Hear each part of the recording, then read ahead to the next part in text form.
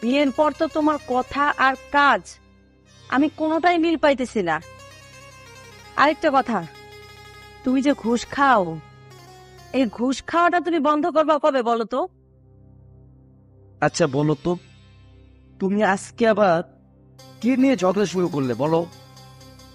তুমি যে বেতনে চাকরি করো, ওই বেতনে তো সংসার চলে না। সংসারটা তো চলতেছে তোমার এই ঘুষের টাকায়। আর তোমার জন্য আশেপাশে মানুষের আমার কত কথা শুনতে হয় তুমি জানো? হ্যাঁ, মানুষ আমারে বলে তুমি ঘুষখোর, আর আমি হচ্ছে ঘুষখোরের বউ। আর শোনো, ঘুষ খেয়ে আমি যে টাকা ইনকাম করেছি সেটা দিয়ে আমাদের সংসার দিব্যি ভালো করে চলে যাবে। কিন্তু ব্যাপারটা হলো কি জানো, ঘুষটা খেলে না আমার ভালোই লাগে না। এটা কি কথা বললা তুমি? এই, তোমার কি লজ্জা করে না এইসব কথা বলতে? এই ঘুষ খাওয়াটা আমার একটা অভ্যাস হয়ে গেছে, বরং মুদ্রা দোষ। তোমার যদি ভালো না লাগে তাহলে তুমি বাপের বাড়ি চলে যেতে পারো, কিন্তু ঘুষ খাওয়া আমি ছাড়তে পারবো না। কথাটা যেন মনে থাকে, বুঝতে পারছো? যত সব শালা আর এখন আসলো না। বস, সালাম আলাইকুম। ওয়ালাইকুম সালাম। ভালো আছেন? আর আপনি না থাকলে কেমনে ভালো থাকি বলেন? কিন্তু গত 3 মাসের মধ্যে তো কোনো ফাইল আবার রিলিজ করে নেব, তাইলে নতুন কাম কেমনে করুন? ভাইজান, ফাইলগুলো রিলিজ করতে হইলে তো কিছু টাকা পয়সা লাগে, বুঝলেন না? আপনি তো টাকা পয়সা ঠিক মতন দিলেন না। আর এটা হয়ে যাইব, পরবর্তী কামগুলো করার লেগে তো দৌড়ান লাগে। ওই ফাইলগুলো রিলিজ করলে দিতে পারলে আরো কাস্টমার গুলো পাবো। আপনি ওটা একটু রিলিজ করে দেন, আমি আপনারটা সিস্টেম করে দেবো। বস, আপনি টেনশন নিয়েন না এটা।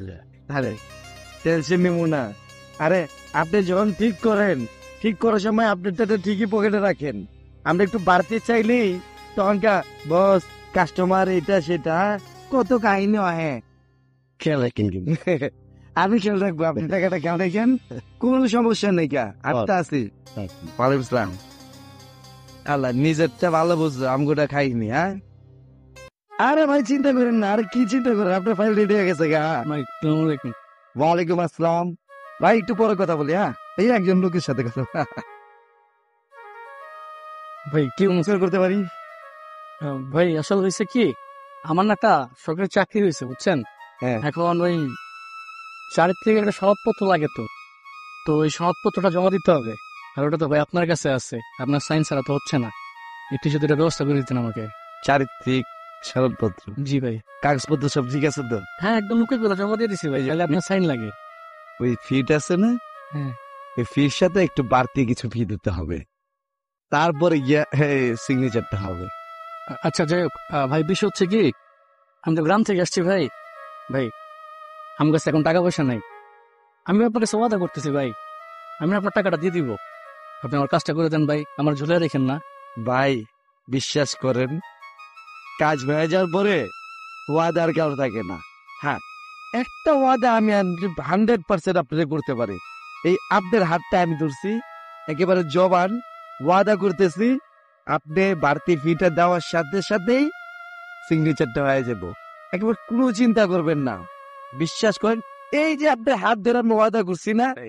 আপনি একটু আমার কথা শুনুন ভাই। ভাই আর ভাই আমি গরিবের ছেলে ভাই, হ্যাঁ। আমার কাছে তো টাকা পয়সা নাই ভাই। এখন এটা না পাইলে আমি ভাই চাকরিটা জয়েন করতে পারবো না ভাই। আমার ভাই অনেক দিনের কষ্টের ভাই, বুঝেন তো ভাই। ভাই আর ভাই না বলো ভাই, ভাই আপনার কোনো ভাই না ভাই পায় না পায় না। ভাই। আমি আপনার একটা কথা বলি, এই যে ওই আমার আবার অভ্যাস হচ্ছে কি, ওই পকেটের মধ্যে বাড়তিটা না ঢুকলো না আমার কলমটা চলে না, বুঝতে পারছেন? এটা আবার একটা বদ অভ্যাস হয়ে গেছে গা। যা মনে করেন, হ্যাঁ আপনার একদম হাত ধরে জোর করতেছি, ওয়াদা করতেছি 100% বাড়তিটা ঢুকে যাবো, সাথে সাথে সিগনেচার হয়ে যাবো গা। এইটা আমার ওয়াদা, বিশ্বাস করেন। দিয়ে দিন, সময় মতন কাগজটা পেয়ে যাবেন গা। ঠিক আছে, আমার কাজ আছে, যাই। হ্যাঁ। হালা ঘুষখোর, ওর ওয়াদাও করে, তন্দ নিয়ে আইলাম। আসসালামু আলাইকুম। ওয়ালাইকুম আসসালাম। বস, আমার ডাকছেন? আপনি ছাড়া আমার আপন কি আছে বলেন? কিন্তু এরকম তো কখনো এরকম ডাকেন না। কি আপনার হয়েছে নাকি বলেন তো? একটু সমস্যা হয়ে গেছে, মনটা ভালো না। কি সমস্যা? আপনার ভাবি অযথা আমার সাথে রাগারাগি করে বাপের বাড়ি চলে গেছে। কোন একটা মানুষ কিভাবে থাকি বলেন, যদি বাপের বাড়ি জায়গা থাকা যায়? বুঝতে পারলেন না? বস, এইটা কোনো সমস্যা? এইটাই তো বড় সমস্যা। মনের একটা চাহিদা আছে না, বুঝলেন না? ভাবি রাগ করে চলে গেছে, ভাবির মতো থাকতে দেন। বিষয়টা বুঝারি না, আমার কাছে সুন্দরী একটা আইটেম আছে, নাম হইল পারুল। আপনি যদি কোন সময় মতো বাসায় পাঠিয়ে দেবো, কোনো সমস্যা না। আর ওই জন্যই তো আপনার আমি আমার এই জায়গাটা বুঝে রাখছি। আমি তো আপনার বস কইছি লেগা কথার লগ কাম করে এলাম। আপনি চিন্তা করেন না, আমি অফিস থেকে বাইরের সময় সিগনেচারটা কইরা বাইরাবো, বুঝলেন? কোনো চিন্তা করবেন না, আপনার ওই যে প্রোফাইলটা আছে না, ওটা সিগনেচার করে দেবো। আর শুনেন, ওই বিকেল 5টায় আমার ওই যে নতুন বাড়িটা করছি না, ওদিকে আমি গেট খোলা রাখবো, আপনি ঢুকে যাবেন, কোনো চিন্তা করেন না। বিল তো আমার প্রথম বিলটা দিয়ে দেবো। কথা বলেন, আমার তো ওই বোঝেনি, আইতে যেতে একটু খরচ হবে। আপনি কোনো চিন্তা করবেন না, অফিস থেকে বাইরের সাথে সাথে আমি ওই যে প্রথম বিলটা আছে না, ওইটা সিগনেচার করে দেবো নি। ঠিক আছে, কোনো চিন্তা করেন না। ঠিক আছে, একটু খেয়াল রাখেন। আরে যাও, ওই সময় কিন্তু কি যে 5টা আসার কথা এখনো আসেন নাকি? একটা ফোন দিস আবার।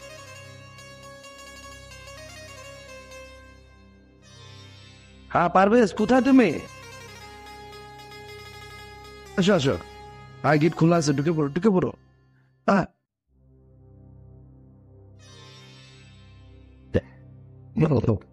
ও বাস একটু দিয়ে গেল, রাস্তায় একটু জ্যাম আছে। হ্যাঁ, কি বল দেখে বিশেষ মনে করবো।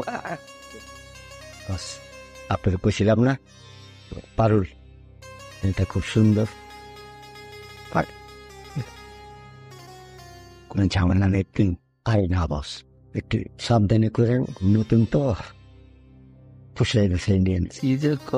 দেখতে পুরো পাকা মনে হয় না। আরে না পরে আচ্ছা আচ্ছা, আর সেই আমার বস, ঠিক আছে, একটু সুন্দর মাথা পেয়ে খুশি দিয়ে, কিন্তু তো কাজ আছে। হ্যাঁ বস, তাইলে আমি যাই। হ্যাঁ, আর বস ওই যে যাও, বেশি পয়সা দেখো, ফোন দিতে এসে যাক।